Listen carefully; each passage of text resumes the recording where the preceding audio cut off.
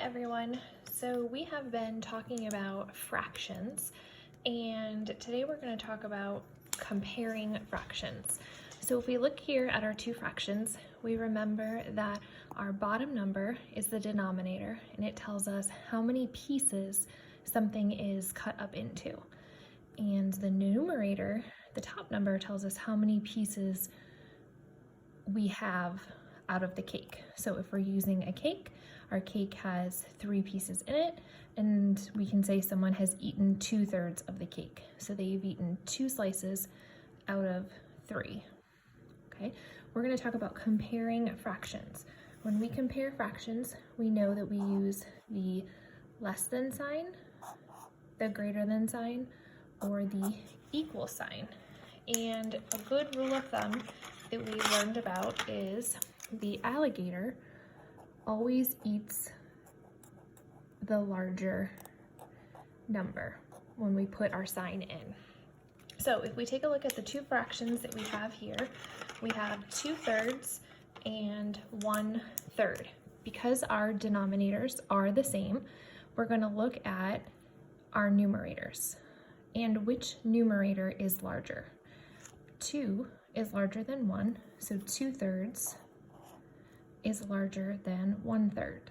And a good way to check it is we can color in our 2/3 and we can color in our 1/3, and we can see that 2/3 is larger than 1/3.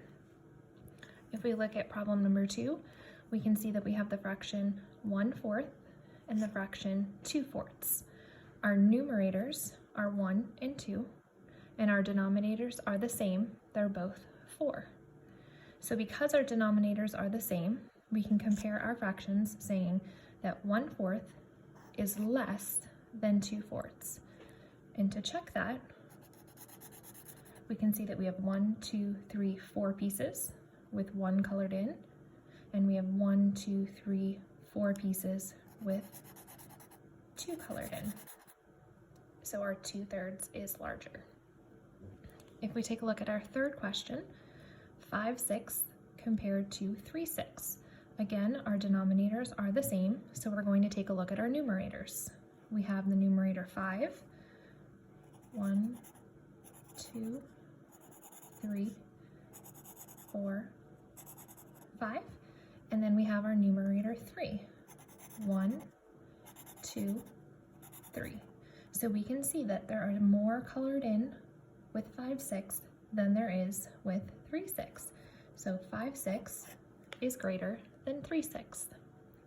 If we look at question number 4, we have, again, our denominator is 6 pieces, but this time we're comparing 2/6 to 4/6. So we have, out of our 6 equal pieces, we have 2 colored in, and out of our 6 equal pieces, we have 4 colored in. So we can see that 2/6 is less than 4/6.